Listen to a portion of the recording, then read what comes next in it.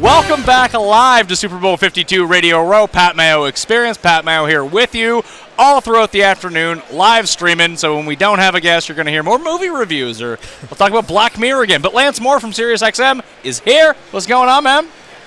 You know, the craziness, the zoo that is Media Row. There's so many more people here today.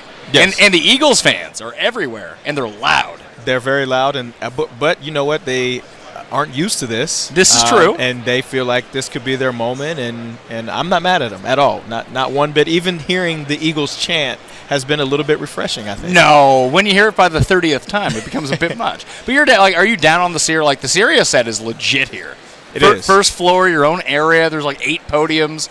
Well, I have been in and out of there a little bit. I will not be hosting my show tonight from there. What? Why not? You know, I haven't quite achieved that status Oh, come on. yet. I used to have a show on Sirius. Come on.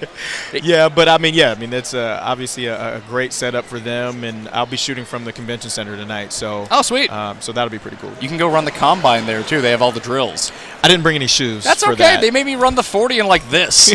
Yeah. I don't want to pull a muscle. I'll be good. Okay. So, who is the craziest person you talked to all week, do you think? The craziest person? Just unexpected, just like, hey, this guy's all right. I don't know if there's been any like crazy unexpected ones, but I will say that the Tomahawk podcast. I had them on too. They were great. It is. I mean, obviously, I played at Toledo with Hawk. He was my roommate for a little while really? there. Played against Joe Thomas a bunch of times in the NFL. But those guys are awesome, and what they're doing with that podcast is very creative and loose, and it's fun. It is fun. Hawk's fun. Yeah, Hawk is hilarious. Has he always been this fun, or is this like a post-football life now? He's just like, hey, I'm free. I think he's gotten more and more fun in his old age.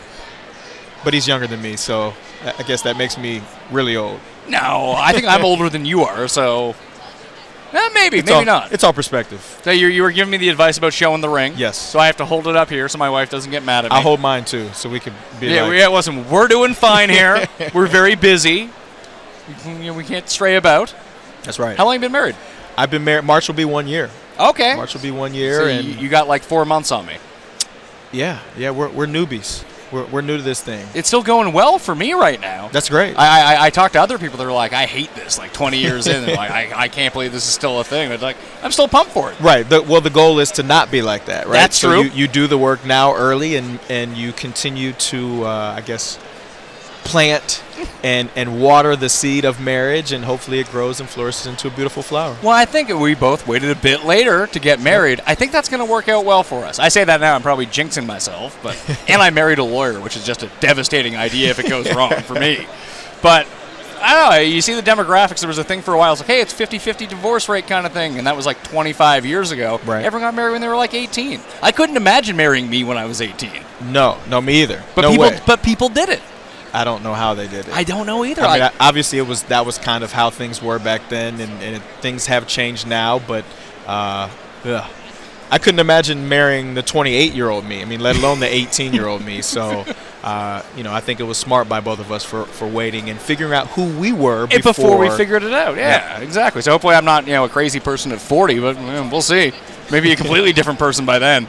Let's talk game, just very briefly, because we have people have their takes on everything by this point. But I want to talk receivers for a sec. Mm-hmm. People are talking up Danny Amendola as like the sneaky guy, although I don't think he's very sneaky anymore. Right. After the big game against Jacksonville, but will he make as much of an impact, do you think, with Gronk back, or is this a spot for like Chris Hogan to slide in and make his mark again? Well, honestly, I think this is a spot for Gronk. Yes. I look at what Danny Amendola has been able to do the last couple of years in the playoffs, just making big plays. And last week you would say, I mean, he's the reason why they won the game. Obviously, Tom Brady had a lot to do with that as well. He's all right. But I think that the defensive backs for the Eagles match up really well with this receiving group. And Gronk is the X factor. They don't – I mean, nobody in the NFL has anybody that can single-handedly match up and shut Gronk down. And it's a matter of if the Eagles are going to be willing to account 2 guys for him. I don't think one guy can stop him. So I think he's the true X factor in the receiving group.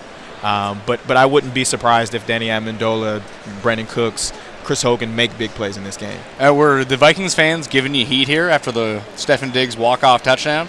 No, I don't even think most of these Viking fans even know who the heck I am. It's been a good while since I played for the Saints. So, but you know what? That was one of those plays that, as a fan now, former player watching it. Do you root for the Saints? Absolutely. I love the Saints. I love what Sean Payton has been able to do in the last year of kind of turning things around and creating a more of a buzz down there in New Orleans with the success that they've been able to have. But, when a play like that happens, it's like, okay, that was meant to happen. I mean, the game was over. The Saints won. They were going on to the next round. And something like that happens, you can't be mad at them. And they deserve to win the game. They made that one last play, that one more play than the Saints made. Yeah. Seems so fluky. It is. But, I mean, that's football. You never really know what's going to happen. And shoot, man, especially for them to do it, here in their stadium in front of their home fans. Thinking they're going to the Super Bowl now because the Eagles are playing a backup quarterback. Yeah, I mean, it's, life comes at you fast. Hey, it happens. 1 week you're a hero, 1 week you're standing here like talking to me. Seven Diggs was here pitching Old Spice instead of being in the Super Bowl. Well, it could be worse. It could be because he's getting the cash for it. For sure. It's better than doing it for free. But I don't know, it seems so crazy, like the emotional swing of that. But I did want to talk something about the Saints just for 1 sec. So I was talking about, hey, the defense is so much better now than it's been throughout the years. Is the defense, can you mask and make a defense better? Because the running game with the Saints this year, having Kamara, having Ingram, that there were like 13 play drives, 14 play drives. Does that help out the defense instead of like the quick strike offense? Yeah, well, yeah. I mean, it definitely helps out the offense or the defense just not having to be on the field. They're taking less plays out there. They're more rested when they're coming onto the field, so they feel better. And I know from experience there that a lot of times we kind of piss the defense off if we're throwing the ball 3 straight plays and we go 3 and out, and we do that a couple possessions in a row. Yeah, you take 9 seconds off the clock. They're like, what do you guys do? Like, help us out a little bit. So, but I think that's a credit to Sean Payton. I know for a fact he's a guy that wants to throw the ball 45 to 50 times a game. I mean, wouldn't you if you had one of the best quarterbacks of all time? I would. But I think he also understands that at least the year we won the Super Bowl, we were top 5 in rushing. So he knew that in order for them to get the most or get the best out of that offense, he needed to use those 2 guys in the backfield, and they did a great job of that this year. How long did you guys discuss the onside kick for, or was it discussed? Well, the onside kick was something we worked on literally the entire season, and you saved it? We ran that same onside kick one time in 2008. And a home game, and we ended up recovering. It was a little bit different, but we ended up recovering it, and we talked about it that whole season. We're going to run ambush. We're going to run ambush. We're going to run ambush. And it was kind of one of those in one ear, out the other ear. Like, we're not going to run it. We're not going to run it. And we get in the playoffs, and he's like, we're going to run ambush. And everybody's still kind of like, yeah, whatever. That we get in the Super Bowl week, we're practicing this ambush, and everybody's just kind of going through the motions and doing it. But we come in at halftime, and he's like, we're running ambush. Everybody's like, oh, shoot. Like, we're really running it this time. But for us, it was like, this is awesome because he's playing to win the game. That's all you want, right? That's all you want. That's all you can ask for. He's playing to win the game. This is our one opportunity. We don't know if we'll ever be back here, and obviously, as we've seen, the Saints haven't been back there. So, shoot, man, that's the type of coach, that's the type of organization you want to play for, somebody that's not going to leave any stone unturned, and it worked out well for us. So when you came and had to do media night and all that stuff, like even the opening night, just like it's 50 or probably like 150 people just walking around bombarding you with questions. Yeah. And you're the first time here. Like, we could even see it with the Eagles. Like, the Patriots guys were just like cool and collected. Yep. The Eagles guys were pumped up. They were jacked to be here. Is it an advantage or disadvantage? Like, do you get too excited if you're a first-timer? Well, I mean, with the media night being so early on in the week, I mean, you get past it. It's Monday night, and yeah, these guys are excited because most of them for the Eagles have not been here before, so it's something different, and you kind of embrace what's going on. In the Patriots, I mean, they're just even keel, status quo. This is the next game type mentality. So I'm not going to say it's an advantage or a disadvantage either way, but it's fun if you embrace it. I mean, it's a long week. There's way more obligations that guys have this week than any other week during the season. So that seems unfair to the teams, by the way. I get you need to have the access to promote the game. The game's going to be huge no matter what. Yeah, but I mean, I always tell guys, like, if I'm asked about my Super Bowl experience, it's like if you embrace it and you find a way to enjoy all this stuff, it's so much better. If you're annoyed by it and you don't want to do things, then it'll be a long week. Yeah, I can imagine. You're not wearing the Super Bowl ring? No. You know what? Is it too heavy? No, it's not too heavy. I mean, it's a beautiful ring. Obviously, I love it. It's an awesome thing to have and to be able to tell people about the experience. But I'm not a big ring guy. Guy. This is the first ring I've ever worn, and I bought a copper ring, so it makes my hand green. Oh wow! Did not realize copper did that to your hand if you sweat. You might need a higher quality copper or something. Hey, listen, my wedding band cost me $19 online. Well, you're a smart man. I had to save the money. Yeah. Listen, the wedding costs so much. Save the money on the ring. Her ring, very expensive. Right, My ring, right. We'll meet somewhere but on the opposite spectrum. That's the way it's supposed to be, I guess. I think so. The suit cost a bit. There you go. The ring, just not so much. Well, I mean, you run the risk of losing it probably all the time. And yeah. Well, I have a nice ring that was actually my wedding ring, and then I have like a $5 black Amazon ring, going out ring that I clink on everything that I do. So I'm right there with you. So what do you do? Super Bowl's over. Like, what's like the next month like for you? You taking it off? You got more serious obligations? I don't have my show is over now. I mean, it ran through the regular season and then into the playoffs. I'm assuming there will be some spots that I'll jump on with Sirius, but yeah, I'm hanging out. I guess I'll be preparing for combine stuff and draft stuff and making sure I'm ready when I get the call to go on and host. We had a couple draft prospects on a little bit earlier, and like right now, the only thing that they're doing is staying in shape and doing like 5 hours a day of these specific combine drills just to get better at them. Oh yeah, that seems unfair. But you know what? It is a necessary evil. I mean, I'm sure it is. You've got to make sure that you do all that stuff so that when the time comes for the combine or your pro day, that you're ready to go. Is there one that's more important, do you think? Like, if you post a big combine score that's like out of this world, people take notice. But it seems like it's the pro day that really sways people either way. I feel like it depends on who you are. Quarterbacks, usually it's going to be their pro day because you have a lot more time with the coaches and the scouts to be able to analyze one guy. But for, I would say, smaller school guys that get a chance to go to the combine, it's definitely the combine because you can show your skill set and how good you are compared to the guys from the bigger conferences that obviously get more praise or more coverage. So, it just depends on who you are. And for the small school guys, definitely the combine. Do you think, I mean, obviously the exposure-wise, it's a disadvantage to play at a smaller school rather than one like the big conferences. But it seems like when you look at, like, especially receivers right now, all throughout the league, there's a lot of smaller school guys. Did they just fall through the cracks coming out of high school? Well, I think there's a lot of different reasons why smaller guys don't get recruited to big colleges. But smaller guys go to the smaller schools, it seems. And now the smaller guys are awesome. That's right. I mean, thank you, Antonio Brown, who came after me. But you know, he's a guy that is helping to kind of pave the way for more of these smaller guys to come in because everybody's looking for the next Antonio Brown. So might be hard to find.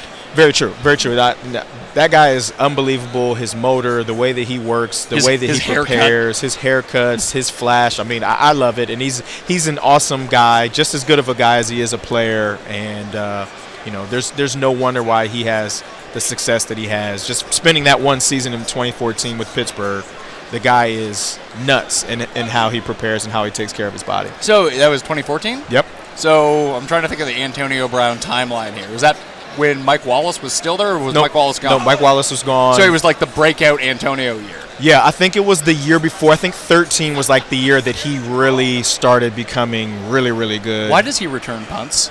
Besides being really good at it, it seems dangerous. It's dangerous, but if he's your best guy, yeah. But like Deshaun Jackson was the Eagles' best guy for years, and they were like, you know what? If we need you to win the game on this punt return, go back there and get one. Well, yeah. I mean, I was the backup punt returner in Pittsburgh that year, and I was like, why is he returning punts? Like, let me go in and return punts. But man, I don't blame them for at least situationally putting him in there because he is that good of a returner. What's the difference between like a kickoff guy and a punt return guy? Do you need to be more like elusive lateral speed on punt returns and just straight line speed on kick returns? You could say that for sure, and I was fortunate enough to do both in my career. And to be honest, I love punt returns. I couldn't stand kickoff returns. Why? Well, punt returns at least get behind the wedge and don't get hit. It's not that simple though. It is not that simple. And on kickoff returns, if one guy misses, that means you've got a guy that's on an 80-yard sprint, full head of steam, with nobody stopping his momentum, and a lot of times you don't see him. Oh my goodness, those are the worst ones. The punt return, at least you can catch it and make a guy miss, and you might get hit hard, but it's different when guys are being held up and they don't get that full head of steam that they do on a kickoff return. So even when you call for the fair catch, is there always something in the back of your mind being like, you might just come hit me anyway? Nah, you can't. There's enough respect that people don't do that? Yeah, I mean, I've been hit on fair catches before, and it's just kind of like, okay, that wasn't a cool move, but, it's not that big of a deal. You've got to concentrate on catching the ball first and foremost. You can't worry about anybody hitting you at that point. I had a question about an onside kick, too. Everyone always does, like, the little floater. Try to get it right behind the first line, then maybe you can just time the sprint to go get it. What if you pulled like the move that they did in the Water Boy, where you just kick it the closest person to you, hope it bounces back to you? No one ever does it. Believe it or not, I've been on a couple of teams that have tried to work on that, where they just kick it off of somebody, but you don't know where it goes. But leave it a chance. Yeah, I mean, with the percentage chance that guys are going to recover onside kick anyway, they might as well try that. But I was never on a team that tried to do that in a game, actually. All right. Well, I thought it'd be worth trying. I think it is. Maybe not in the Super Bowl. Probably not a good time to test it out. Maybe we'll try it in the preseason. Preseason, yes, for sure. Is the preseason too long? Yes. 2 games good enough? 2 games would be perfect. Why is it the 4? Is it like the extra revenue? Because no one even goes to these games. Well, it starts with revenue. I mean, it's another home game for every team. So and as a season ticket holder, you have to purchase those tickets to the preseason game too. So the owners are going to get that extra income. But it'll be interesting to see once they change the regular season to 18 games, because I think there's no way the player union will let that go, will they? The players union doesn't hold the cards. The guys with all the money hold the cards. That's probably true. So if they go to an 18-game regular season, 2 bye weeks? Similarly to how they do in the CFL, they have 2 preseason games. Will the NFL revert to 2 preseason games? I really don't know. I don't see it. I think they're going to keep it 4 preseason games and make the season 2 weeks longer, but I guess we'll just have to wait and see. Lance Moore, thanks for coming by, dude. Thank you. Appreciate your time. No problem. Enjoy yourself. Oh, we got him to sign the football already. You're on the list with the 1,000 other people. Awesome. I'd give you the ball, but we have to like auction it off or something. Charity's more important than I am. Oh, you say that, but we don't know if that's true or not. We'll have to see what the charity is first. You can't just make that blanket statement. Hopefully, it's got something to do with kids. Then I'll 100% agree with that. Okay, well, we're in then.